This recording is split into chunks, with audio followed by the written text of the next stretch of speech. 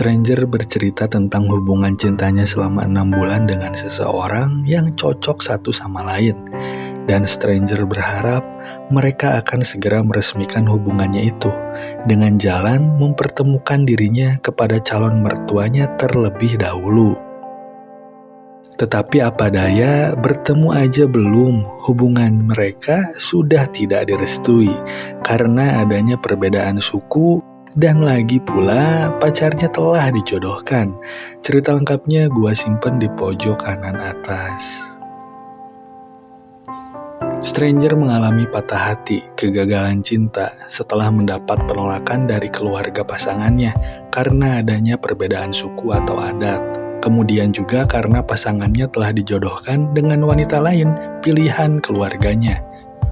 Sikap seperti ini disebut primordialisme, suatu sikap pandang yang ada di dalam sebuah kelompok masyarakat yang terlalu terikat atau lebih mengutamakan kesukuan, ras, agama, dan kedaerahan. Primordialisme dapat bernilai negatif karena berpotensi bisa mengganggu kelangsungan hidup bermasyarakat akibat dari sikap menolak kelompok lain yang memiliki budaya yang berbeda dan menganggap golongannya lebih baik dari yang lain. Tetapi perihal dampak negatif ataupun positif akan tergantung kepada bagaimana penerapannya di masyarakat. Paham primordialisme yang terlalu berlebihan akan dianggap diskriminatif terhadap pihak lain yang mempunyai kebudayaan berbeda.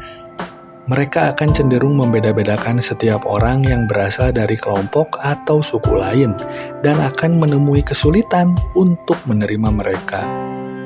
Untuk itu, sering ditemukan orang tua yang memaksakan kehendak terhadap anaknya agar menikah dengan seorang pilihannya, sesuai dengan primordialisme, sedangkan sang anak bisa saja nggak memiliki keinginan untuk membangun rumah tangga dengan pasangan yang dijodohkannya itu.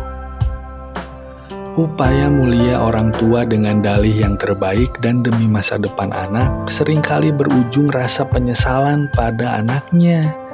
Kecuali sebaliknya, apabila anaknya memang menyukai terjadinya perjodohan itu. Jadi teman-teman Stranger semua, ada hadis riwayat Ahmad yang menyebutkan bahwa ada seorang gadis yang datang kepada Nabi Muhammad. Kemudian dia menceritakan bahwa ayahnya menikahkannya dengan seorang lelaki, sedangkan dia tidak senang dengan pilihan ayahnya itu. Maka Nabi Muhammad memberikan pilihan kepada sang gadis, antara meneruskan atau memutuskan pernikahannya. Pernikahan yang terjadi pada umumnya akan dilandasi oleh perasaan suka sama suka dan akan selalu melibatkan persetujuan kedua orang calon. Sedangkan perjodohan dan pernikahan paksa biasanya tidak melibatkan persetujuan antar pasangan, walaupun hal ini tidak menjamin akan langgeng atau tidak langgengnya suatu pernikahan. Cinta bisa membuat seseorang lelaki menjadi pahlawan, sanggup menentang apapun yang ada di hadapannya demi cinta, walaupun harus menentang kedua orang tuanya.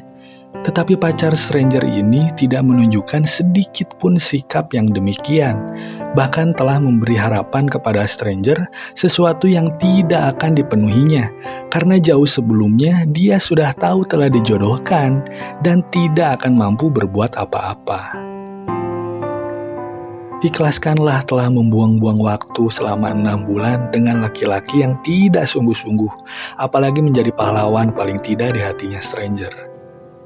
Walaupun terkesan ketinggalan zaman, tapi di Indonesia ini pernikahan atas dasar perjodohan masih dilakukan hingga saat ini. Akan tetapi, persentasinya memang jauh lebih kecil apabila dibandingkan dengan pernikahan atas dasar kemauan masing-masing pasangan. Lantas tujuannya apa dari hubungan pernikahan perjodohan ini? Tujuan dari hubungan pernikahan karena dijodohkan, salah satunya adalah demi keamanan dan kelangsungan kekayaan keluarga. Biasanya orang tua sudah mengetahui dan memahami latar belakang masing-masing calon pasangan anaknya, mulai dari silsilah keturunan hingga kemapanan finansialnya, dan mereka akhirnya mengatur perjodohan itu. Dan perjodohan bisa pula diputuskan oleh pihak keluarga berdasarkan primordialisme, kesamaan tradisi, suku, serta keyakinan antar pasangan.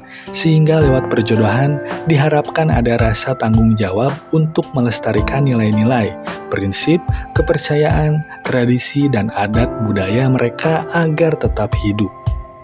Dari Profesor Quraish Shihab mengatakan bahwa kita harus terus berusaha menjemput jodoh dengan berbagai cara, salah satunya dengan berdoa kepada Tuhan. Jangan tidak berusaha, siapa tahu Tuhan telah menetapkan bahwa seseorang akan diberi jodoh kalau dia berusaha. Profesor Quraish Shihab menyampaikan pula agar kita menuntun hati untuk tetap ikhlas menghadapi apa yang terjadi, bahwa tidak semua yang kita anggap buruk itu benar-benar buruk. Boleh jadi kamu menyukai sesuatu, padahal itu buruk bagi kamu. Boleh jadi juga sebaliknya.